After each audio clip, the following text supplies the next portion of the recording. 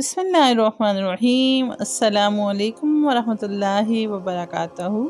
امید سحر کے plate form سے ڈاکٹر رقیہ عباسی آپ کی خدمت میں حاضر ہے۔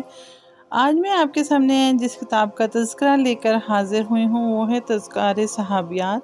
طالب ہاشمی صاحب کی یہ کتاب ہے اور البدر پبلیکیشنز کی یہ پیشکش ہے۔ 23 راحت مارکیٹ اردو بازار لاہور۔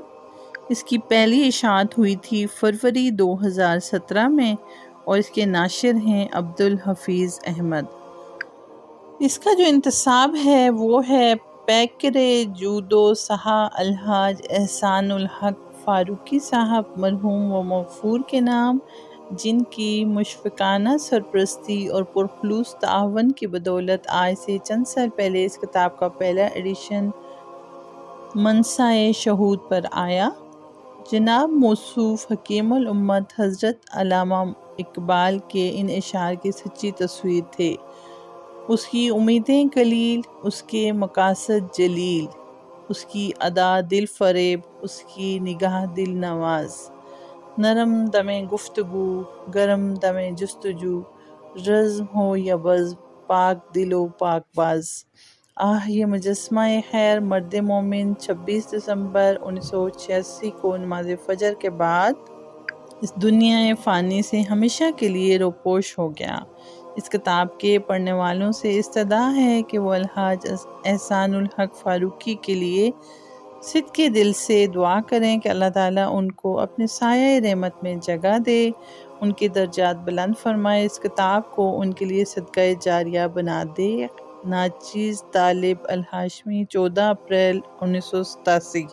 اس کا جو مقدمہ لکھا ہے وہ جناب حبیب احمد صدیقی صاحب MA LLB نے لکھا ہے اور دسمبر 1978 میں طالب ہاشمی کی مؤثر تصنیف 30 پروانے شمع رسالت کی شائع ہوئی، جسے اہل علم نے ہاتھوں ہاتھ لیا اور اپنی نوعیت کی نہایت مقبول تصنیف ٹھہری۔ اب ہاشمی صاحب تذکار صحابیات شائع کر رہے ہیں جس میں 200 سے زیادہ صحابیات کے حالات درج ہیں۔ اردو کی کسی ایک کتاب میں صحابیات کی اتنی کثیر تعداد کے حالات آج تک بیان نہیں کیے گئے۔ اس وقت میرے سامنے 2 کتابیں ہیں، ایک مولانا سعید احمد انصاری سابق رفیق الدار المصنفین اعظم گڑھ کی سیرت صحابیات اور دوسری مشکات شیخ ولی الدین ابی عبداللہ بن محمد بن عبداللہ الخطیب کی تالیف کا اردو ترجمہ اسماء الرجال۔ اول ذکر میں 45 صحابیات کے سوانح حیات قلم بند کیے گئے ہیں اور مؤخر ذکر میں 68 کے دونوں میں بہت اختصار سے کام لیا گیا ہے۔ ہاشمی صاحب کی تصنیف میں بیشتر تذکرے مفصل ہیں۔ اب ہم نے کرنا یہ ہے کہ چونکہ اس کا ایک ہی ویڈیو میں اس کا تعارف ممکن نہیں ہے تو ہم اس کو سٹیپ بائی سٹیپ لے کے چلیں گے۔